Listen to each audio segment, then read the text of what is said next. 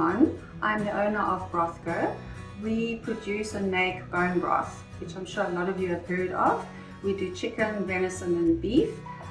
But today we are here specifically for a new little brand that has joined our family, which is Pho. Now Pho is a Vietnamese inspired dish that is sort of the custom home style cooking dish in Vietnam. It's not very popular in South Africa. There's only 2 places in South Africa that produce or supply or sell Pho, in Johannesburg and Cape Town. But we decided it was just something new that we wanted to add to our little family of bone broth. Not just being a broth, but having the health aspects of bone broth all in one dish. So how Pho starts is that you need to get yourself bones, and the bones that we're talking about are marrow bones, joint bones, anything that has any kind of collagen in it. And the bones we've got here today, we've already started warming it up, as you can see, are bones that are totally free range, totally grass-fed, hormone-free. We spent a lot of time researching and finding the right bones to put in our products. In here we have 1 kilo of bones and some water, and we're going to boil it. And the reason why we boil it up with a little bit of apple cider vinegar, it draws out all the bad things from the bones, which will eventually come up to the top of the pot. And just now I will show you what we do with that. While that is boiling, we're going to get to the next step. And you will see with the Pho broth, it's not just put it in a pot and boil it and move on and then get to your final dish. Making bone broth is a long and lengthy process. So that's why today we are going to show you how we go about getting it to its finished product.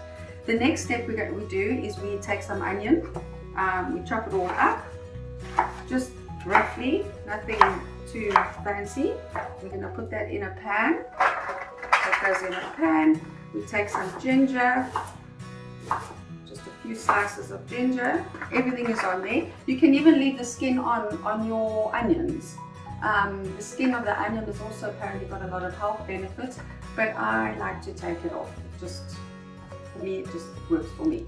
And then this is going to go in the oven at 180 degrees.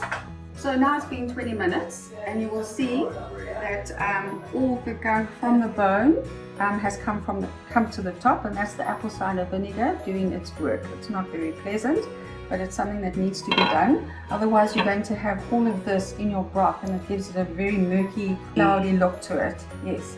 So what we do now is we take it and we strain it out. So I'm going to walk over here to the sink.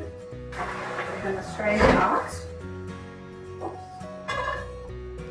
And you've got to rinse the bones off just to make sure they get nice and clean.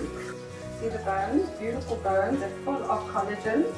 All this that you see here is pure collagen and totally hormone free.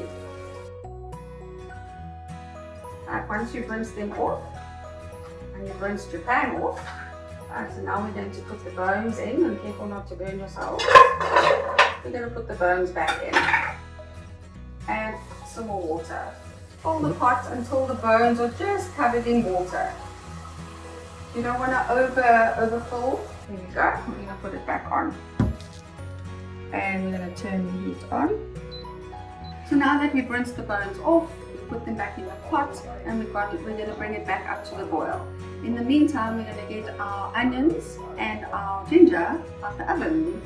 So these have been grilled in the oven for a little bit, for about 20 minutes.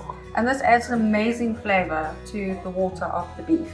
So we'll put that all in the water. The rest is a bit hot. So once that is in there, we're going to close it for a little bit. We'll let that carry on. Then what we do with our seeds, all right, is we take a bit of each one. We put it in a pan, a frying pan, and we roast the seeds. So they've got to get roasted to just bring out all the flavors of all the different seeds. Once you've done that, you put it in a cheesecloth. You get those little cheesecloths, you put them in the cloth, you tie it with a string, a cooking string, and you put it in the pot as well. You close the lid and you just let it be for up to about 5 hours. With our bone broth, we cook the bones first for 24 hours to bring out every single nutrient that we can from the broth, and then we add the flavors in and we cook it for another 5 hours so that all the flavors get infused into the water.